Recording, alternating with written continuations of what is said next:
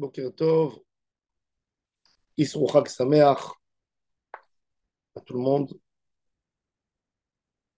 Parashat Nasso. Dans notre parasha, la Torah nous donne les règles du Nazir. Le Nazir, c'est qui le Nazir? La Torah elle donne une option à l'homme de se priver de tout ce que la majorité des gens font. Le Nazir, c'est quelqu'un qui touche pas ses cheveux. Donc, quelque part, il se délaisse par rapport aux autres.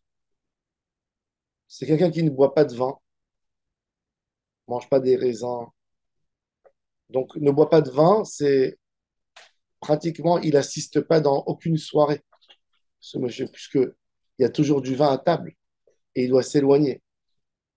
Il ne va même pas dans les enterrements, dans les cimetières. Il a les règles de Cohen et il est plus rigoureux que le Cohen.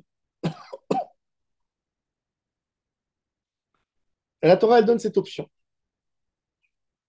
Ce monsieur, quand il a arrêté sa nésiroute, il doit amener un sacrifice. Pourquoi il doit amener un sacrifice? Parce qu'il s'est privé. Alors, la vraie question qu'il faut se poser, c'est il doit se priver ou il ne doit pas se priver? Si c'est tellement mauvais le nazir, pourquoi la Torah elle a donné cette option d'être nazir? Pourquoi? Si quand il a décidé d'arrêter la nésiroute, il a besoin d'amener un sacrifice. C'est-à-dire que c'est pas bon dorénavant ce qu'il a fait. Si c'est pas bon, ah ben pourquoi on a laissé cette notion de nazir?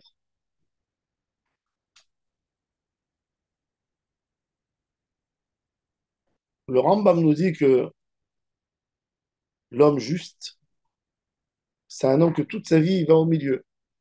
Il boit quand il faut boire, il mange quand il faut manger. Donc, une vie avec un équilibre juste, ça c'est le... Alors pourquoi il faut être nazir? Les tzadikim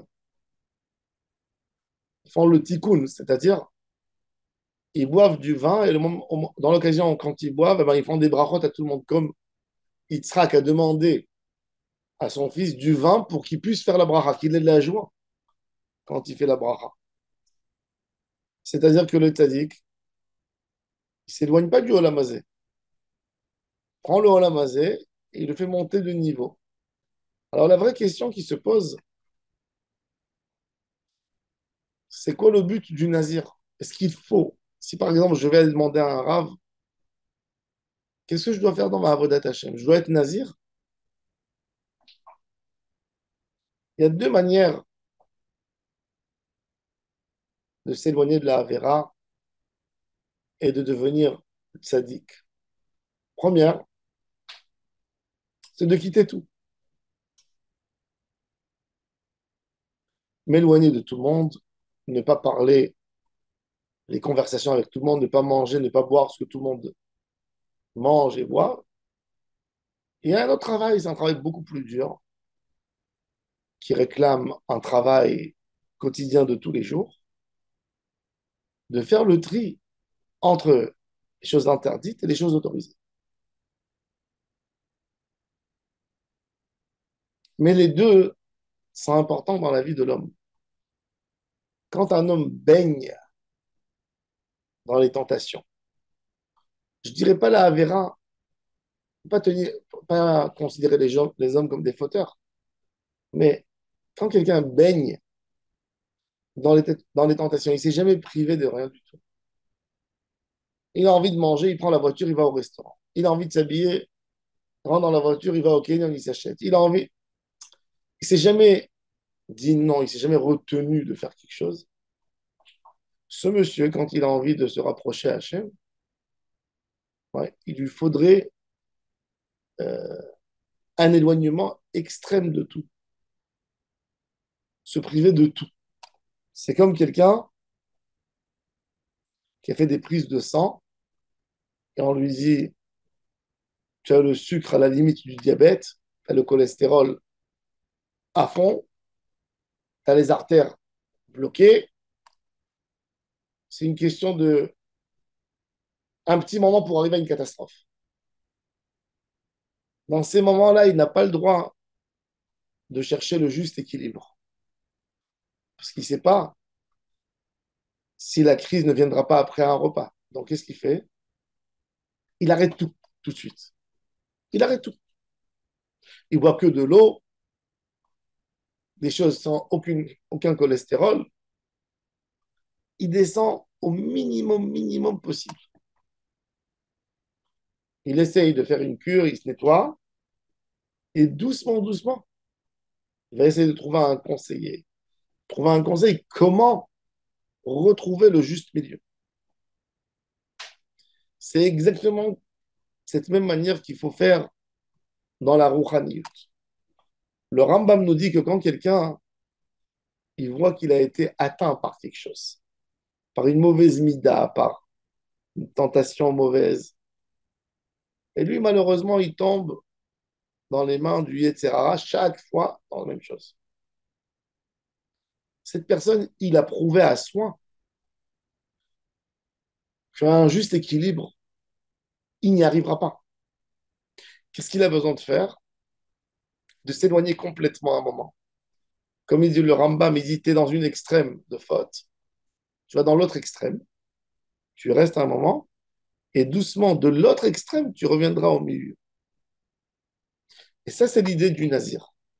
C'est pour ça que l'histoire du nazir, elle vient suite à l'histoire de la sota. La sota, c'était la femme, son mari l'a avertie de ne pas euh, s'approcher de quelqu'un, de ne pas discuter trop avec une certaine personne. Elle n'a pas fait cas à ce qu'il a dit son mari. Elle s'est isolée avec lui. Son mari l'a amenée au temple, faisait boire de l'eau spéciale pour voir si elle avait fauté, elle était maudite, elle souffrait. Et sinon, bon. Le nazir, il a été traumatisé par ce qu'il a vu. Il a décidé de devenir nazir. C'est-à-dire, il y a eu un trauma dans sa vie qui lui a montré que sa vie à lui, elle est bousculée. Il peut arriver dans un endroit où on ne doit pas arriver. Ce trauma lui donne une réflexion. Mais en étant dans un état de traumatisme, il ne peut pas dans ce moment se chercher un juste milieu.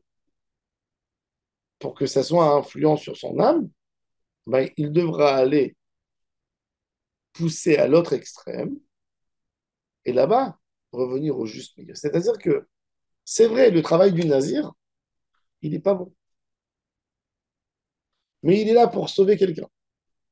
Ça me rappelle Hachem Ishmor, quand l'époque des attentats en Israël, il y avait une cousine qui a été blessée très grave dans l'attentat. Et il fallait lui faire 40 opérations de peau. Elle était toute brûlée. Et pour lui faire ces opérations, et pour lui calmer sa douleur, ben, elle prenait du morphium, de la morphine pendant des mois. Après, quand elle a fini les opérations, ben, il fallait lui faire un traitement pour sortir de cette dépendance à la morphine. Alors oui, la morphine, pour quelqu'un de normal, c'est pas bon.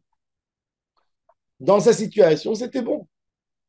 Mais après, il faut faire un traitement pour sortir de ça.